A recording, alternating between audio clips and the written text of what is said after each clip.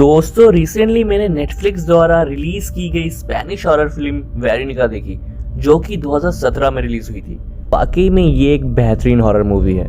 IMDb में इसे 6.2 मिले out of 10 and Rotten tomato में इस 90% फ्रेश। इस मूवी के रिलीज के बाद 2017 में ये न्यूज़ काफ़ी फैल रही थी कि इस मूवी को हर 100 में से एक ही इंसान पूरा देख पा रहा है एंड द मेन थिंग कि ये मूवी एक ट्रू स्टोरी पे बेस है। तो आज इस वीडियो में मैं आपको वेरोनिका मूवी की स्टोरी को ब्रीफली एक्सप्लेन करते हुए इसके रियल स्टोरी पे बात करूंगा। सो वक्त को ज़ाया ना करते हुए without any further due let's begin. इस मूवी की स्टोरी 1991 में स्टार्ट होती है, जहां हम व्यूअर्स एक 15 साल की वेरोनिका नाम की लड़की को देखते हैं, जो कि अपने माँ और 3 छोटे भाई बहनों के साथ मैड्रिड नाम के एक शहर में रहती थी। वेरोनिका के फादर की हाल में ही मृत्यु हुई थी, इसलिए उसकी मॉम बार में दिन रात जॉब करती थी और वेरोनिका अपने छोटे भाई बहनों को संभाल रही थी। 1991 12 जून सूर्य ग्रहण लगने वाला था, इसलिए वेरोनिका और उसके भाई बहनों को स्कूल में ये सूर्य ग्रहण टीचर्स के गाइडेंस में बच्चों को दिखाया जाने वाला था। ग्रहण से पहले टीचर्स क्लास में सूर्य ग्रहण से जुड़े कुछ इंपॉर्टेंट चीजें बच्चों को बताते हैं। वो बताते हैं कि पुराने समय में सूर्य ग्रहण के वक्त मानव बलिदान दिया जाता था, जिसके बदले वो किसी आत्मा या रूह को इस दुनिया में वापस बुला सके। बट हम व्यूअर्स देखते हैं कि वेरोनिका को इन सब बातों में और सूर्य ग्रहण को देखने में कोई दिलचस्पी नहीं थी। वो तो अपने फ्रेंड रोजा और डायना के साथ कुछ और ही प्लान कर रही थी। सूर्य ग्रहण के वक्त जब स्कूल के सारे बच्चे टीचर्स के साथ इसे छत पे देखने जाते हैं, तब वेरोनिका अपने 2 दोस्त रोजा और डायना के साथ स्कूल के बेसमेंट में जाती है, जहां ये तीनों ओजा बोर्ड के मदद से सियोंसे प्रक्रिया करने की कोशिश करते हैं। डायना को अपने बॉयफ्रेंड के स्पिरिट से कांटेक्ट करना था और वेरोनिका को अपने डैड के स्पिरिट से। सो वेरोनिका सबसे पहले अपने डैड की फोटो ओजा बोर्ड पर रखकर उस पे एक ग्लास रखती है, जिसपे ये तीनों अपना उंगली रखते हैं। तुरंत ही इन्हें रिस्पॉन्स मिलता है और वो ग्लास बहुत ही एक्सट्रीम गर्म हो जाती है। तभी डायना और रोजा अपनी उंगली उसमें से हटा लेती है, बट वेरोनिका अब भी इस प्रक्रिया को कर रही थी और उसने अपनी उंगली उस ग्लास से नहीं हटाई थी। ग्रहण के लगते ही वो ग्लास अपने आप ही टूट जाता है, जिससे वेरोनिका की उंगली कट जाती है और उसकी उंगली से खून निकलकर ओजा बोर्ड पे गिरती है। खून के गिरते ओजा बोर्ड अपने आप ही 2 हिस्सों में टूट जाती है। उसके बाद वेरोनिका नीचे से होकर कुछ धीरे धीरे बड़बड़ाने लगती है और अचानक से अजीब सी खतरनाक आवाज में चिल्लाकर बेहोश हो जाती है। कुछ देर बाद वेरोनिका को होश आता है और होश में आने के बाद वापस से सब कुछ नॉर्मल हो जाता है, इसलिए वो अपने सिबलिंग्स के साथ वापस घर जा रही होती है। लेकिन वो नोटिस करती है कि स्कूल में रहने वाली एक सिस्टर वेरोनिका को कंटिन्यूअसली घूरे जा रही थी। स्कूल के लोग इन्हें सिस्टर डेथ बुलाते थे और इंटरेस्टिंग बात ये थी कि सिस्टर डेथ एक अंधी औरत थी। तो फिर वो वेरोनिका की तरफ लगातार कैसे देख रही थी।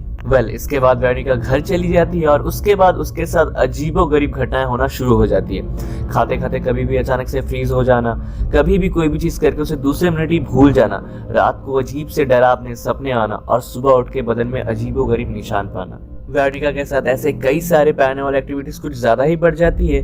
और बस इतना ही नहीं, एक दिन उसके छोटे भाई को कोई गर्म पानी में जलाने की भी कोशिश करता है, पर जब उससे पूछा गया कि ऐसा किसने किया, उसने वेरोनिका का नाम लिया, जिसे सुन वेरोनिका खुद हैरान हो जाती है। इवन दो वेरोनिका को हर दिन अजीब सपने आने लगते हैं, जिसमें वो देखती है कि उसके फादर, जिनकी डेथ हो चुकी थी, वो एक ब्लैक फेसलेस डीमन में चेंज होकर उसे गला दबाकर मारने की कोशिश कर रहे होते हैं। इन सब चीजों से परेशान वेरोनिका एक दिन अपनी स्कूल के बेसमेंट में वापस जाती है, जहां उसे सिस्टर डेथ दिखती है। सिस्टर वेरोनिका को बताती है कि उसने जो सियोंसी की इनकम्प्लीट प्रक्रिया की थी, उससे वेरोनिका की फादर की नहीं बल्कि किसी शैतानी आत्मा की रूह हमारी इस दुनिया में चली आई है, जो हर वक्त वेरोनिका के साथ ही रहती है। एक्चुअली सिस्टर को भी ऐसी शैतानी स्पिरिट्स हमेशा दिखती थी, इसलिए उन्होंने अपने आंखों को डैमेज कर दिया, जिससे वो अंधी हो गई। लेकिन उन्हें फिर भी ये स्पिरिट्स दिखती रही। वहां से जाने से पहले सिस्टर बताती है कि वेरोनिका को अपने छोटे भाई बहनों का ध्यान खुद ही रखना होगा। लेकिन चीजें इसके बाद और ज्यादा बिगड़ने लगी और वेरोनिका के भाई बहनों के साथ रोज अजीबोगरीब हादसे होने लगे। आगे वेरोनिका को भी हर रोज अजीबोगरीब भयंकर सपने आने लगते हैं, जिसमें वो देखती है कि उसकी छोटी बहन उसको काट काट के खा रही थी और उसका छोटा भाई उसको गला दबा के मार रहा था, जिससे वेरोनिका का सपना टूट जाता है और वो उठ जाती है। उठने के बाद वेरोनिका को अपने बिस्तर में कुछ खून के धब्बे दिखते हैं। इतना ही नहीं, वेरोनिका को उसके मैट्रेस के भी नीचे एक काले जलने का निशान दिखता है और उसके भाई बहनों के मैट्रेस के नीचे भी ऐसे सेम जलने का निशान बना था। लेकिन सबसे हैरानी वाली बात ये थी कि इन जलने के निशानों से एक इंसानी आकृति बन रही थी। वेरोनिका को उसका छोटा भाई एंथनी तो बोलता है कि पिछले रात उनके फादर उससे मिलने आए थे और उन्होंने बोला कि वो एंथनी तो को अपने साथ ले जाएंगे कुछ दिनों में। ये सुन वेरोनिका और डर जाती है और वो वापस से सिस्टर डेथ से मिलने जाती है और उनसे मदद मांगती है।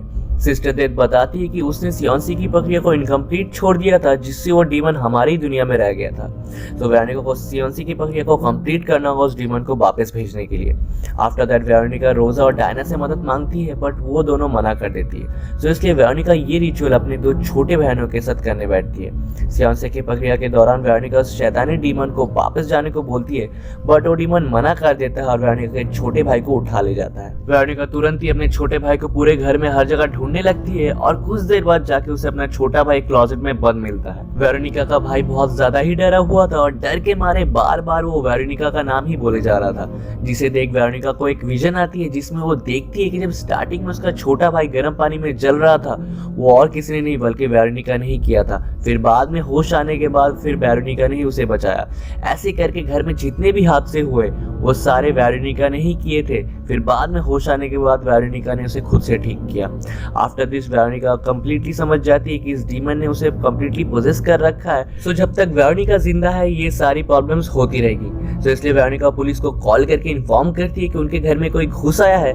उसके बाद वेरोनिका एक कांच का टुकड़ा लेकर सुसाइड करने की कोशिश करती है, बट वो डीमन वेरोनिका को ऐसे करने से रोक देता है और वेरोनिका को टॉर्चर करने लगता है। इसी बीच पुलिस वहां आ जाती है और पुलिस अपने आंखों से खुद देखती है कि वेरोनिका का आधा शरीर हवा में लटक रहा था और आधा शरीर जमीन में। ये सब दृश्य देखकर वहां आए चारों पुलिस हैरान हो जाती है और तभी वेरोनिका नीचे गिर जाती है। उसके बाद वेरोनिका को एम्बुलेंस में हॉस्पिटल भेजा जाता है, बट पुलिस को कुछ देर बाद रिपोर्ट मिलती है कि वेरोनिका अब इस दुनिया में नहीं रही, शी इज डेड।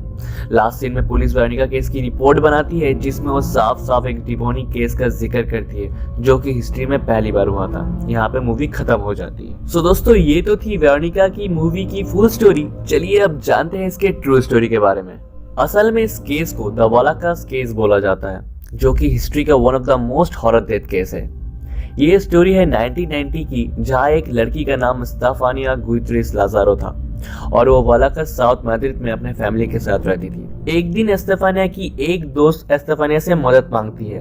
वो बोलती है कि उसके बॉयफ्रेंड जिसकी डेथ कुछ दिनों पहले हुई है वो उसकी स्पिरिट से ऊजा बोर्ड की मदद से कांटेक्ट करना चाहती है, जिसमें उसको स्टेफानिया की मदद चाहिए, जिसमें एट समहाउ स्टेफानिया एग्री भी कर जाती है। देन नेक्स्ट डे स्टेफानिया और उसके 2 दोस्त स्कूल के बेसमेंट में जाते हैं और ऊजा बोर्ड की प्रक्रिया करते हैं, जिसमें वो ऊजा बोर्ड की प्रक्रिया को ठीक से कर नहीं पाते और वहाँ बेसमेंट में असाधारण गतिविधियां शुरू हो जाती है। कुछ देर बाद वहाँ ऊजा बोर्ड पे रखी मोमबत्ती बुझ जाती है और उससे एक अजीब सा धुआं स्टेफानिया के मुंह और नाक के अंदर चली जाती है, जिससे स्टेफानिया बेहोश हो जाती है। उसके बाद से ही स्टेफानिया के साथ पैरानॉर्मल एक्टिविटीज होना शुरू हो जाती है, जैसे ही कुछ भी करते करते अचानक से फ्रीज हो जाना, कुछ भी करके उसे दूसरे मिनट ही कंप्लीटली भूल जाना और रात को अजीबोगरीब डरावने सपने आना।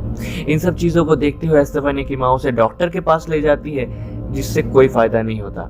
एंड देन 1991 जुलाई 13 स्टेफानिया की हालत ज्यादा बिगड़ गई और उसे हॉस्पिटल में एडमिट करना पड़ा, बट डॉक्टर्स कुछ ना कर पाए और स्टेफानिया की मृत्यु हो गई। पर स्टेफानिया के मरने के बाद सारी पैरानॉर्मल एक्टिविटीज अब उसके फैमिली के साथ शुरू हो गई। स्टेफानिया के छोटे भाई बहनों के साथ अजीबोगरीब हादसे होने लगे, जिसे उनके पेरेंट्स ने खुद एक्सपीरियंस किया एंड दे अंडरस्टैंड कि वो इविल एंटिटी अब स्टेफानिया के मरने के बाद अब उनके फैमिली के पीछे पड़ी हुई है। ये सिचुएशन दिन प्रतिदिन और बदतर होती चली गई एंड देन 27 नवंबर 1992 रात को 2 बजे स्टेफानिया के फादर मैक्सिमो ने पुलिस को कॉल किया और कहा कि उनके घर में हॉन्टेड एक्टिविटीज हो रही है जिनसे उनकी जान को बहुत खतरा है। बट एज यूजुअल पुलिस वालों ने हॉन्टेड वाले बात को ज्यादा सीरियसली नहीं लिया और बहुत लेट से स्टेफानिया के घर पहुंची। पुलिस वहां पहुंचकर देखती है कि मैक्सिमो और उनकी पूरी फैमिली इतने ठंड में आधी रात में भी बाहर बैठी हुई है। पुलिस घर के अंदर जाती है और देखती है कि घर के अंदर के जीसस क्राइस्ट के सारे क्रॉस अपने आप ही उल्टे हो जा रहे थे और स्टेफानिया के एक टेबल फोटो में अपने आप ही आग लग जाती है। ये सब देखकर वहां आए चारों पुलिस हैरान और दंग रह जाती है। एट द एंड मैक्सिमो और उनकी फैमिली को पुलिस वहां से रिकवर करती है और उनको बचा लेती है। इस इंसिडेंट के बाद स्टेफानिया की फैमिली उस घर में और दोबारा नहीं गई और दूसरी जगह शिफ्ट हो गई और उसके बाद से ये सारी पैरानॉर्मल एक्टिविटीज होना इनके साथ बंद हो गई और पहली बार किसी पुलिस केस में सच में किसी इविल एंटिटी के बारे में जिक्र किया गया। सो दैट्स इट दोस्तों, आज के लिए बस इतना ही। अगर आपको ये वीडियो जरा सी भी पसंद आई हो तो इसे लाइक और अपने दोस्तों के संग शेयर जरूर कर। एंड अगर आपको कोई मूवी या फिर रियल स्टोरी के बारे में जानना हो तो हमें नीचे कमेंट बॉक्स में कमेंट करके भी जरूर बताएं। तब तक के लिए मैं मिलता हूँ आपसे नेक्स्ट वीडियो में। Till then stay home, be safe and be healthy.